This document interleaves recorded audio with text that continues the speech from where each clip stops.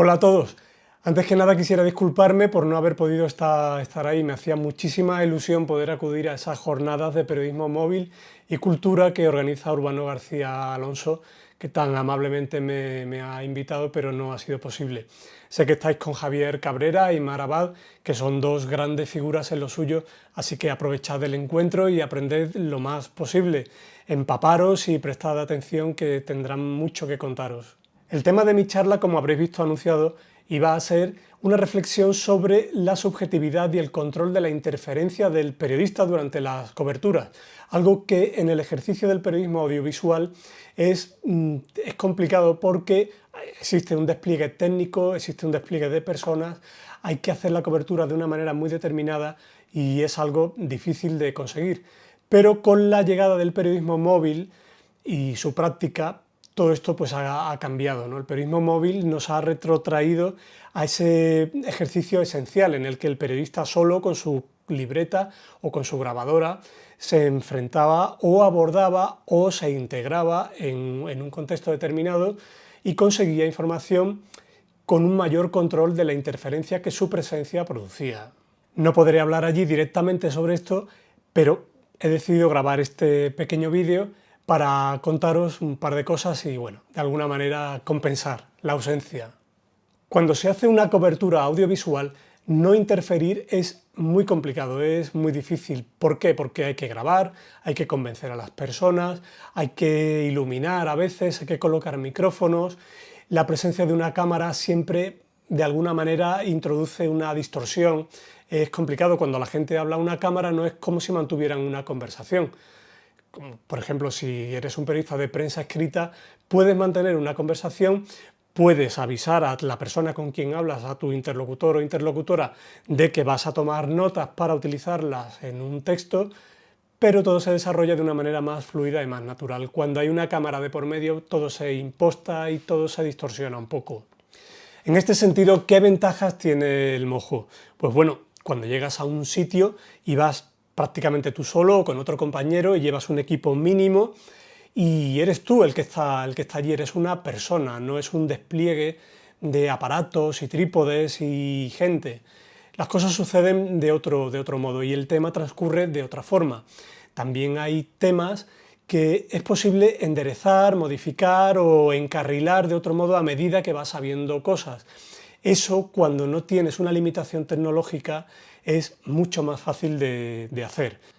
Para ilustrar esto que digo, quería proponeros tres ejemplos en los que tuve que replantear de alguna manera la cobertura y el sentido de mi relato. ¿Por qué? Porque vas descubriendo cosas. La gente cuando habla, sobre todo cuando tiene tiempo para hablar, y algo que el mojo te permite es dar tiempo. Cuando uno trabaja de una manera convencional para televisión, no hay tiempo, vas con mucha prisa, las cosas suceden rápidamente, hay un equipo de personas que deben hacer su trabajo y eso hay que respetarlo escrupulosamente, pero ¿qué ocurre? Que no hay tiempo. Es posible que llegue un momento en el que la entrevista adquiera un punto en el que la persona se confiesa y hay que cortar. Entonces pierdes información. Sin embargo, cuando no tienes ese límite, puedes dejar que la persona hable, que hable y puedes encontrar nuevos puntos de vista. Todos sabemos que el mejor narrador de un relato es el protagonista o la protagonista de la historia que vayamos a contar. Podemos hacer varias cosas. Podemos sentarle y entrevistarle en un lugar apropiado por la luz, por las condiciones de sonido, algo muy importante. También un lugar en el que esa persona se sienta cómoda y que se abra y que nos cuente lo que nos tenga que contar con tiempo suficiente. Con ese material podemos articular y vertebrar una historia añadiendo más cosas que podemos grabar. También podemos acompañar a esa persona o personas al lugar donde haya sucedido lo que queremos relatar y que nos cuenten allí in situ. Os voy a proponer tres ejemplos. Son tres vídeos que grabé hace tiempo para los servicios informativos de televisión española. Uno de ellos sucedía en un pueblo, en Madarcos, un pueblo de Madrid, famoso por ser el pueblo con menos habitantes de Madrid. El tema iba sobre la España vacía. Y claro, podéis comprender que yo iba con una idea prefijada a hacer mi tema. Pero ¿cuál fue mi sorpresa cuando llegué al pueblo? Que bueno, a pesar de que había hablado con la alcaldesa, que había hablado con personas, todo el mundo desapareció y no hubo manera de encontrar a nadie. Más aún, una vez allí, las cosas no eran tal y como parecían. Entonces, ¿qué hice? Lo que hice fue caminar por el pueblo. Pisar el terreno es súper importante y siempre es fuente de nuevos puntos de vista, siempre ocurren cosas y eso enriquece muchísimo el relato si estamos rápidos y grabamos lo que vaya sucediendo y entablamos pues, nuevas relaciones y vamos conociendo personas. El pescadero tampoco viene mañana. Mañana tampoco viene el pescadero. Tienes que ir a Buitrago a comprarlo. Empadronados A ver, empadronadas hay 46 personas, sí. creo. Viviendo Somos unas 32, 33. Encontré un bar en el que voluntarios daban comida, cocinaban para las personas mayores del pueblo. Y todo estaba a punto de suceder precisamente cuando llegué. Y claro, ellos no podían pararse a atenderme. Sin embargo, hablé con ellos y como llevaba mi equipo, un equipo como este, pues en el momento empecé a grabar, les pedí permiso, les dije lo que estaba haciendo y ellos aceptaron, les expliqué bien y bueno, pues no tuvieron inconveniente, empecé a grabar y empezamos a hablar y lo que aparece en el reportaje es la conversación que mantuve con ellos, pero fue una conversación espontánea. Que haya trabajo para la gente, joder. Tuve mucho cuidado para grabar el audio apropiadamente, ya que todo sucedió tan rápido que no pude colocar micrófonos. ¿Y qué hice? Pues me acerqué. Me di cuenta por mi propio oído que el sonido no tenía ecos, que estaba en un lugar en el que se amortiguaba más o menos y que el sonido me podía servir, así que les dejé hablar, les pregunté, les hice saber que estaba grabando, obviamente, porque tenía mi equipo conmigo y estaba grabando, y la conversación fluyó, aparecieron más personas y mi reportaje cobró vida y se convirtió en otra cosa. Yo llegué allí pensando en contar algo sobre la España vaciada, contando una situación pues, de tristeza, de abandono y no. ¿Qué es lo que me encontré? Lo que me encontré fueron personas que habían hallado un lugar en el que estar tranquilas. A cuenta de la despoblación, ellos se organizaron de alguna manera y bien es cierto que tenían alguna falta de servicios, pero habían encontrado pues, su lugar en el mundo. Aquí hacemos algo ahumados, una boda de risa, ¿no? Este fue un caso en el que mi propia subjetividad me guió. Tuve que tomar decisiones rápidamente y tuve que establecer un nuevo esquema narrativo, un nuevo esquema conceptual de tema y de dirección de mi relato. Y todo pude grabarlo a medida que sucedía, pues gracias a la ligereza de mi equipo Mojo. También tuve que moverme con agilidad, colocarme para que los audios fueran adecuados, pero pude grabarlo y todo sucedió y se grabó de una manera genuina. Lo que aparece en el reportaje sucedió, fue un pedacito de realidad que conseguí atrapar. Os he dejado aquí un código QR para que podáis enlazar este reportaje y podáis echarle un vistazo. Es posible que la espontaneidad de todos aquellos testimonios no se hubiese producido si hubiera aterrizado allí con un equipo de gente, les hubiera sentado, se hubieran parado, se lo habrían pensado. La gente cuando piensa y repite las cosas, las repite mal y habla para la cámara, no habla para ti. Entonces hay que tener mucho cuidado con eso porque introduce una distorsión en lo que estás contando y tenemos este conflicto entre objetividad y subjetividad. Está tu propia subjetividad que intentas escarbar en la historia, está la subjetividad de tus protagonistas que intentan darte una visión que acaba siendo una visión impostada y tú tienes que situarte de alguna manera para intentar saber, para intentar acercarte del mejor modo posible al relato más objetivo. Este violonchelo se construyó hace más de siglo y medio y está en plena forma. Esta guitarra tiene 144 años, ahora se está restaurando. Otro reportaje que quiero mostraros, aquí os dejo el código QR, es una historia sobre cómo afecta el cambio climático a la construcción de instrumentos musicales de madera. Uno puede pensar, la madera, algo tan orgánico, vinculado a los bosques, obviamente, a los árboles. El cambio climático de algún modo debe afectar a esto, ¿no? Además, madera de calidad para construir instrumentos que suenan, ¿no? Para hacer música. ¿Qué ocurrió? Pues bueno, tenía una idea prefijada en mi cabeza, más o menos, me documenté, leí, indagué, pero descubrí que no estaba tan claro cómo afecta el cambio climático a la calidad de los instrumentos y a la construcción de instrumentos. ¿Qué es lo que hice? Fui a hablar con dos luthiers, dos personas que construyen instrumentos musicales, muy interesantes los dos. Uno hace guitarras eléctricas y acústicas y el otro se dedica a la construcción de violonchelos y violines. El diapasón de esta guitarra es de ébano y procede de un bosque sostenible en Camerún. También fui a hablar con un empresario que vende madera para la construcción de instrumentos musicales. También una persona muy interesante. Tenían un bosque sostenible que repercuta y beneficie también a la comunidad de personas en la que aquel bosque se encontraba, en Camerún. ¿Y qué me contó el luthier que se dedica a construir violonchelos y violines? Bueno, pues me contó algo obvio, y es que los árboles tardan mucho en crecer y que, por ejemplo, un bloque de madera que tenía allí, me enseñó los anillos de ese bloque, pues pertenecía a un árbol que había nacido en el siglo XVIII o XIX, no recuerdo, creo que en el XVIII.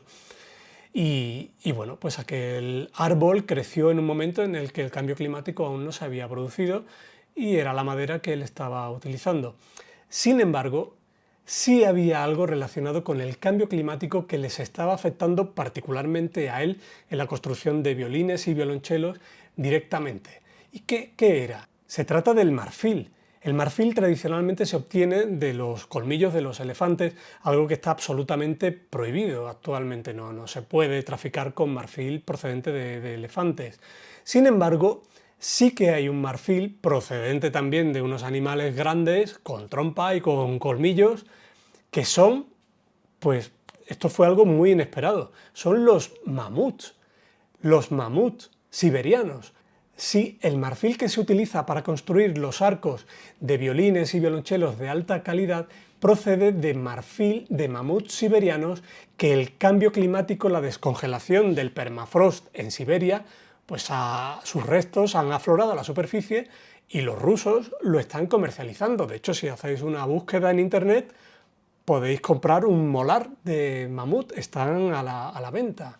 Y esto fue algo absolutamente inesperado y pude saberlo pues porque bueno, tuvimos un tiempo para hablar y finalmente pues me di cuenta de que había una parte interesante en la historia que contar. Además de pues cómo suena la madera, que él me estuvo enseñando y más cosas. La historia que podéis ver en ese reportaje fue una historia reconducida sobre la marcha y pude replantearla. ¿Y por qué pude hacer eso? Pues porque tuve la capacidad de pararme, de conceder un tiempo a esa persona, de replantear el rodaje, de replantear muchas cosas, porque, bueno, porque el periodismo móvil te permite este tipo de flexibilidad. Ojo, no es nada fácil hacer esto. Grabar utilizando un teléfono móvil y tener cuidado con el audio y hacerlo todo bien, grabar la diversidad de planos que tienes que grabar y hacerlo todo mientras el tema se desarrolla, es muy difícil, es muy complicado y requiere de cierto entrenamiento y un tiempo y capacitarse. Siempre creo que tendré la necesidad de una manera u de otra hablar sobre esta guerra, contar este sufrimiento, contar estas sensaciones. En este reportaje intervienen varias personas. Un par de ellos tienen un nivel intelectual importante, uno de ellos trabaja ahora mismo para una firma internacional, es políglota, aprendió español en poquísimo, y el otro es un artista que tiene una carrera, yo creo que prometedora, y es una persona muy interesante también. Cada uno con sus circunstancias fueron refugiados políticos, uno de Egipto y otro de Siria, y también intervienen personas que por su contexto y sus circunstancias no pudieron adquirir ese nivel y esa facilidad, pero tuvieron la determinación suficiente y la valentía para llegar aquí e intentar construir una vida, que es en lo que se encuentran ahora mismo. Cada una de aquellas personas partía de un contexto muy diferente y dentro de cada uno de esos relatos había una pequeña perla que era necesario encontrar. Entonces decidí sentarles, hablar con ellos, una entrevista larga, distendida, salvo en el caso de los subsaharianos. Los subsaharianos, claro, tienen una coyuntura complicada, difícil, y lógicamente pues ellos no querían mostrar su rostro pues porque estaban en proceso de regularización, etc. Entonces, ¿qué puedes hacer, ¿no? ¿Con quién hablas? Afortunadamente tuve una interlocutora, una persona que trabaja en una ONG que les da amparo y les ayuda. Entonces pudimos afrontar determinados temas complejos que implican además agravios comparativos y determinadas oscuridades y claridades también, pero que explicarlos no es fácil. Entonces tuve la oportunidad de poder asistir a una sesión de formación, porque claro, un inmigrante, sea refugiado o sea migrante económico, necesita manejarse en la administración y eso requiere una formación previa. Y todo eso se cuenta en este reportaje y contarlo pues no fue nada sencillo. Y algo que me ayudó mucho, de nuevo, fue la flexibilidad de ser absolutamente móvil, nunca mejor dicho. Hubiera sido pues muy complicado poder hacer aquello. Y si veis el reportaje os daréis cuenta por su ejecución que hubiera sido muy difícil hacer aquello con equipos convencionales. Bueno, ya no me enrollo más.